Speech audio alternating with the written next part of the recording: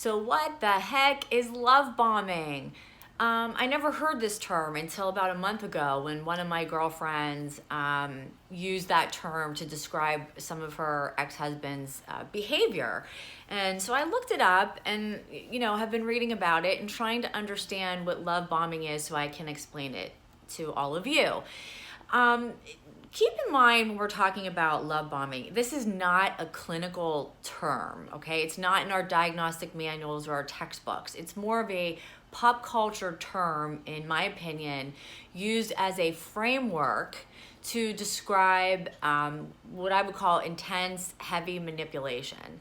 And so love bombing, from what I understand from reading about it, I guess the creator of the term meant to describe is when you move really fast and furious into a new relationship, and the way that the narcissist or borderline or histrionic person gets you into this relationship right where they want you is by love bombing you. So throwing these intense gestures of what seem to be love and affection in order to manipulate you and almost corner you into a position where you feel almost guilty saying no to them, or you feel so overwhelmed by this intense love that they feel for you that you believe it's the real thing.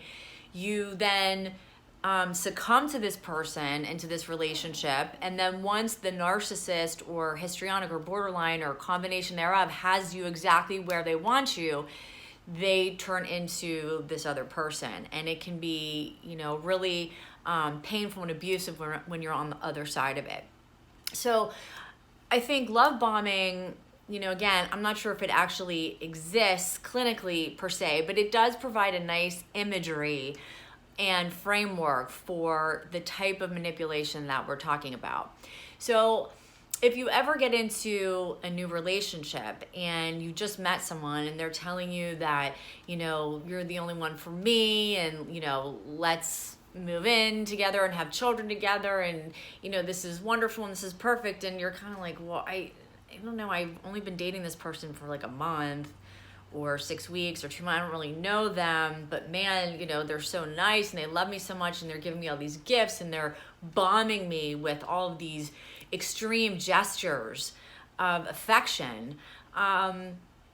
It's easy to kind of like just fall into that trap. And all new relationships, when we're getting into them, have some, characteristics of the love bombing. I mean, it's exciting, your hormones are going, you want to be with each other all the time, and you don't really get to know each other, and until later, so like everything seems great. And so it's very easy to fall into this kind of trap.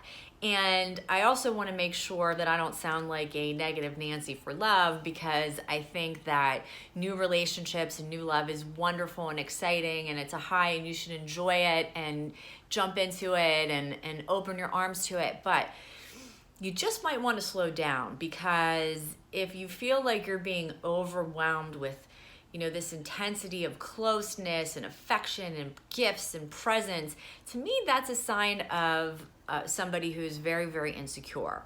Why is that a sign of somebody who's very insecure to love bomb? Well, because that person doesn't think that themselves alone are enough for you to love them. So they have to shower you with gifts and love and whatever stuff they're throwing your way in an intense way. It's okay to send flowers and do nice things and send gifts, but then there's a point where it becomes too much. So I think that when it becomes too much, then the person on the other side thinks, well, the only way this other person's going to love me or like me or accept me is if I do all these extreme gestures and gifts. Because if they just see me for me, or they know who I really am, they're not going to love me. So the love bombing situation, to me, is nothing more than another term for manipulation within the context of people with personality disorders. It's that intense, those intense feelings, and we're madly in love, but you've only known each other for 8 weeks. It just it's something you just want to be cautious about. On the other hand, I think that if you feel very overwhelmed or very pressured, you need to say something. And, like, hey, this is a little bit much for me, or, can we just slow this down a minute, take a step back, and make sure you really assess that who you're with is a person who is mentally stable. When you're dealing with people who are very, very insecure, we're all insecure, but I'm talking like a very high level of insecurity. You're going to have problems with them in relationships because they're going to either gameplay with you, love bomb you, try to make you jealous in some way, because again, that person doesn't believe that they within themselves is worthy of you or worthy of love. So once they suck you in and they get you into this, then they turn out to be this other horrible person who can become abusive because they don't know how else to keep you. It sounds counterintuitive, but you really want something that's kind of balanced.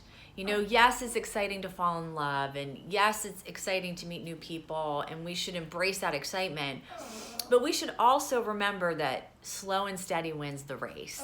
You don't need to be moving in with a perfect stranger in the first 2 months that you meet them.